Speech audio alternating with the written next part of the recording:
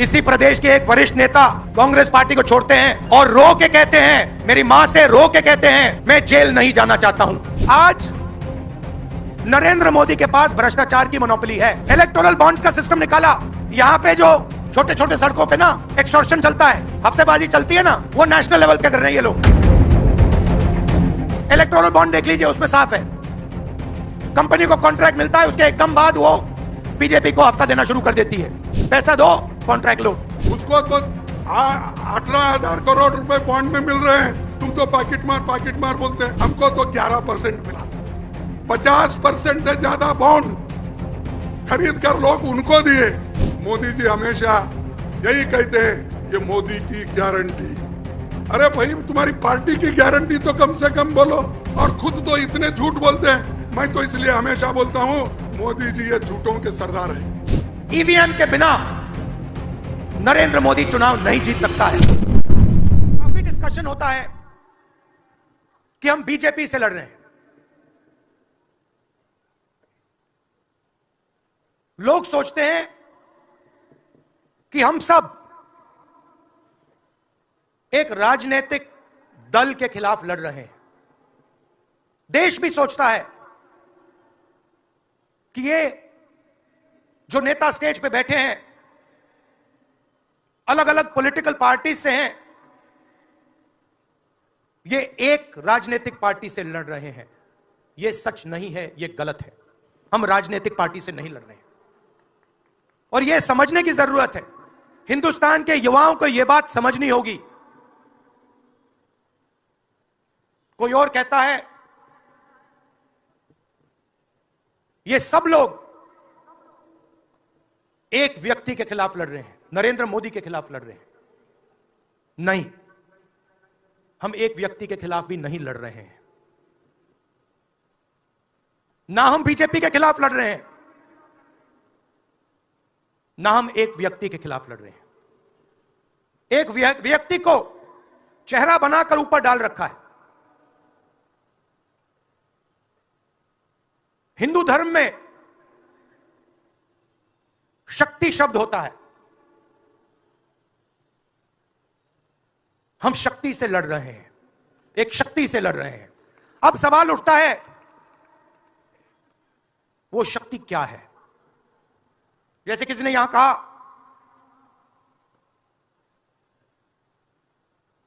राजा की आत्मा ईवीएम में है। सही है, सही है। राजा की आत्मा ईवीएम में है। हिंदुस्तान की हर संस्था में है, ईडी में है, सीबीआई में है, इनकम टैक्स डिपार्टमेंट में है। एक वरिष्ठ नेता, नाम नहीं लेना चाहता हूं, इसी प्रदेश के एक वरिष्ठ नेता कांग्रेस पार्टी को छोड़ते हैं और रो के कहते हैं, मेरी मां से रो के कहते हैं कि सोनिया जी, मुझे शर्म आ रही है, मेरे में इन लोगों से, इस शक्ति से लड़ने की हिम्मत नहीं है, मैं जेल नहीं जाना चाहता हूं। और ये एक नहीं है, ऐसे हजारों लोग डराए गए हैं। क्या आप सोचते हो शिवसेना के लोग, एनसी के लोग ऐसे ही चले गए? नहीं। जिस शक्ति की मैं बात कर रहा हूं, उन्होंने उनका गला पकड़कर उनको बीजेपी की ओर किया है और वो सब डर के गए हैं। यहां किसी ने ईवीएम की बात की। मैं आपको बता रहा हूं, ईवीएम के बिना नरेंद्र मोदी चुनाव नहीं जीत सकता है। इलेक्शन कमीशन से हमने कहा कि एक काम कीजिए,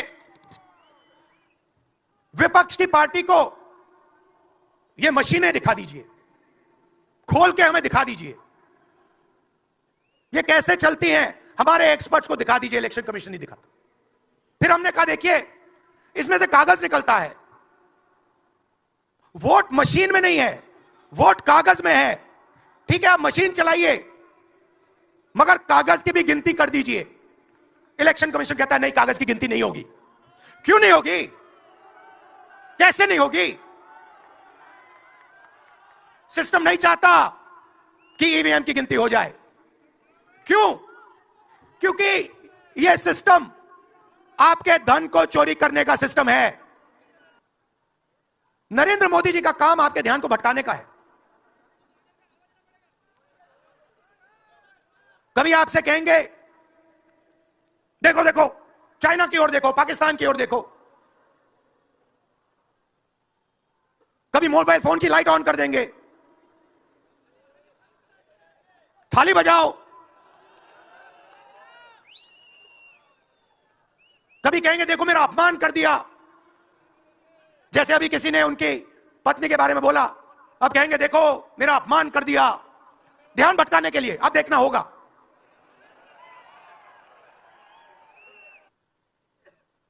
जब इनकी पहले सरकार आई, मैं आपको दिल की बात बताता हूं, पहले इनकी सरकार आई, अरुण जेटली मेरे पास आते हैं,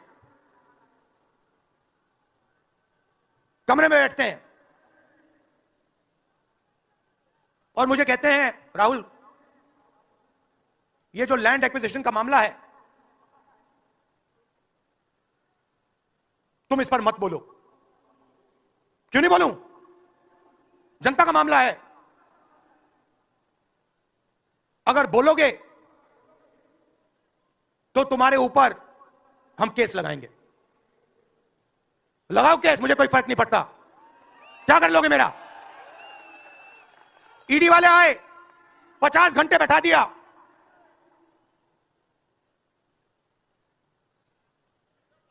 अंत में पता है क्या बोलता है ईडी का अफसर? मुझे पता है क्या बोलता है? कहता है राहुल जी, आप किसी से नहीं डरते हो, आप नरेंद्र मोदी को हरा सकते हो।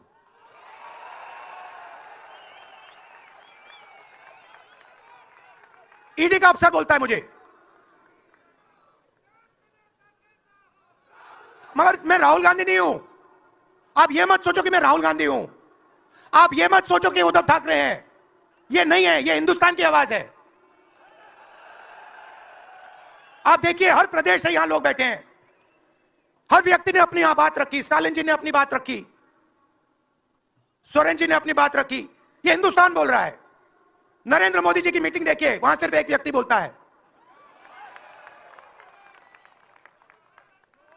गडकरी जी परे हो जाते हैं, माला के बाहर निकाल देते हैं उनको।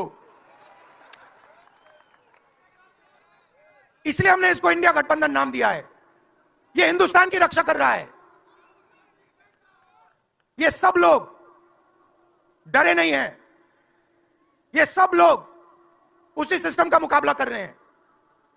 आज नरेंद्र मोदी के पास भ्रष्टाचार की मोनोपोली है।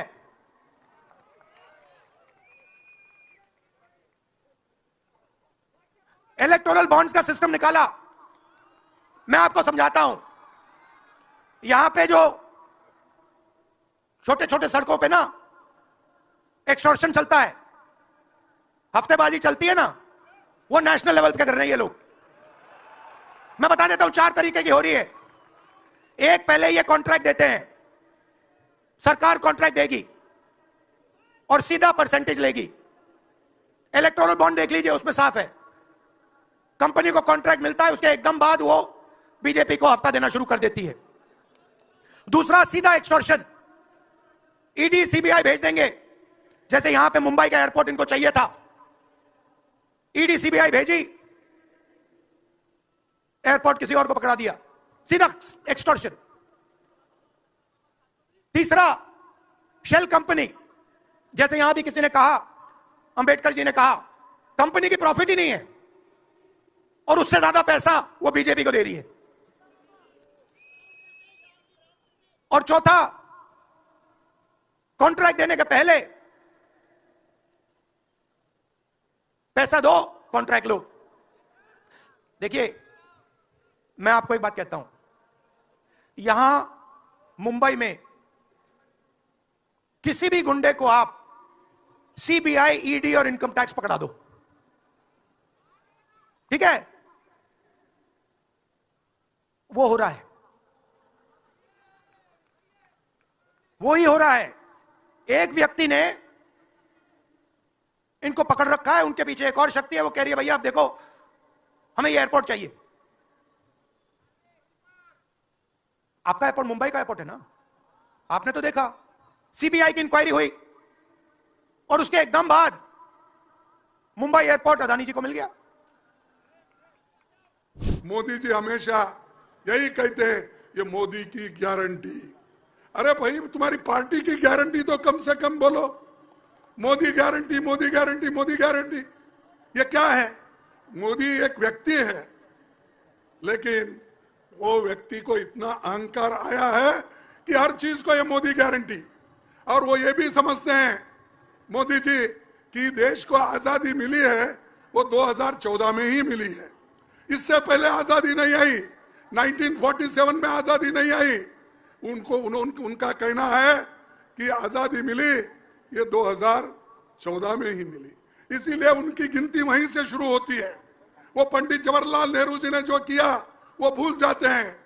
डॉक्टर बाबा साहब अम्बेडकर ने जो निचले तबके के लिए और देश के लिए क्या किया वो भूल जाते हैं। देश के एकता के लिए किस नेताओं ने लड़ा, कैसा लड़ा, कैसी आजादी लाई, इसके बारे में वो कभी नहीं सोचते। उनकी सोच अलग है। जो शक्ति राहुल जी ने बताया, मैं तो खुलकर बताऊंगा, ये जो शक्ति कहने की शब्द है, मोदी जी के पास आरएसएस की शक्ति, आरएसएस की आइडियोलॉजी, मनुवाद, ये उनकी शक्ति है। इस शक्ति से, इस विचारधारा से हमको कुचलना चाहते हैं।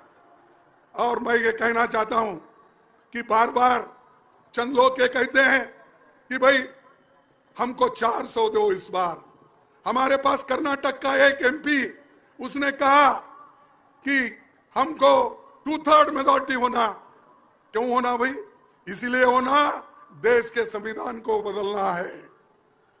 मैंने कहा अपने प्रेस नोट में यह कहा कि 2/3 मेजॉरिटी देश के संविधान को बदलने के लिए होना, देश को अच्छा करने के लिए, देश को एकता, देश में एकता रखने के लिए नहीं, गरीबों को अमीर बनाने के लिए नहीं, भूखे पेट वालों को खाना देने के लिए नहीं, सिर्फ बाबा साहब अम्बेडकर ने जो संविधान बनाया है उसको खत्म करने के लिए। राहुल गांधी जी अपने लिए नहीं कर रहे, अपने लिए उन्होंने कुछ नहीं मांगा, लेकिन सुबह शाम उठते ही लोग, खासकर बीजेपी के लोग ये कहते हैं और मोदी जी भी ये कहते हैं, गांधी परिवार। अरे भाई गांधी परिवार, जब राजीव गांधी 89 में राजीव गांधी प्राइम मिनिस्टर थे, उसके बाद मुझे बताइए मोदी जी, बीजेपी वाले, आरएसएस वाले, तुम बता दो गांधी परिवार से 89 के बाद कौन प्राइम मिनिस्टर बना, कौन मिनिस्टर बना, कौन डिप्टी चीफ मिनिस्टर बना, कौन बना बताइए? कहीं वो बैठे हैं किसी अधिकार पे है, फिर भी उनको नाम लेते ही है, गालियां देते ही। कितने गालियां देंगे भाई, कितने? और खुद तो इतने झूठ बोलते हैं। मैं तो इसलिए हमेशा बोलता हूं मोदी जी ये झूठों के सरदार है, क्योंकि 2 करोड़ नौकरियां मैं दूंगा। अगर मैं हुकूमत में आया या मेरी पार्टी आई, मैं प्रधानमंत्री बना, मैं हर एक को नौकरी दूंगा, और 2-2 करोड़ नौकरी हर साल दूंगा। भाई 10 साल हो गए, कितने नौकरियां? 20 करोड़। 20 करोड़ नौकरियां आपको मिले, 15 लाख रुपए आपको मिले, किसान की आमदनी डबल करने का मिला, एमएसपी ज्यादा करने का मिला। पर यह सब नहीं मिला तो क्या मोदी झूठ है, क्या लोग झूठ है? आप बोलिए। तो मोदी झूठ है। अगर मैं झूठों का सरदार बोले तो क्या गलत है? तो ये हमेशा। और एक बात, मोदी जी जो हमेशा इधर एक को हंसाते हैं, दूसरे को रुलाते हैं, ये उनकी पहले से आदत है। वो नहीं बोलता मैं। अरे भाई ये तुम ऐसा मत बोलो पॉकेट मार। पॉकेट में कितने पैसे रहते हैं? उसको तो 18,000 करोड़ रुपए बॉन्ड में मिल रहे हैं, तुम तो पॉकेट मार बोलते हैं। पॉकेट मार में बहुत हो गए तो 1,500 रुपए मिलेंगे। ये तो पूरा खजाना लूट रहा है ना। ये तो सुप्रीम कोर्ट बोला, ये हमने नहीं बोला कि उनको कितना पैसा मिला, हमको कितना पैसा मिला, दूसरे पार्टियों को कितना मिला। हमको तो 11% मिला। 50% से ज्यादा बॉन्ड खरीद कर लोग उनको दिए। अब इसी के ऊपर आप समझ लीजिए मोदी जी कैसा करते हैं। मोदी जी हमेशा कहते हैं न खाऊंगा न खाने नहीं, न खाऊंगा न खाने नहीं दूंगा। लेकिन मेरा कहना है न खाऊंगा न खाने दूंगा जो बोलते हैं, तो तीसरा शब्द यह है न खाऊंगा न खाने दूंगा। लेकिन बड़े बड़े अमीर लोग जो हजारों करोड़ में बॉन्ड देते हैं, मैं गपचुप लूंगा। ये उनकी आदत है। और बाहर जाते, परसों ही मेरे कॉन्स्टिट्यूंसी को गए थे 3 दिन पहले गुलबर्गे में। ठीक, जाने दो, उनको जो संविधान उनको ये दिए है, क्या म्हणता त्याला, हाँ उनको बोलते हैं ना, उनको फ्रीडम मिला है और फ्रीडम हमने ही दिलाया, तो उससे आजादी दिलाई, तो जाते रहते हैं, जाने दो। लेकिन मैं आपसे यही कहूंगा कि मोदी जी के दांत ये हाथी के जैसे हैं, दिखाने के अलग, खाने के अलग। इसीलिए आप लोग बड़े होशियार रहना चाहिए उनसे। और वो हमेशा हर एक को सता के अपने तरफ लेते हैं।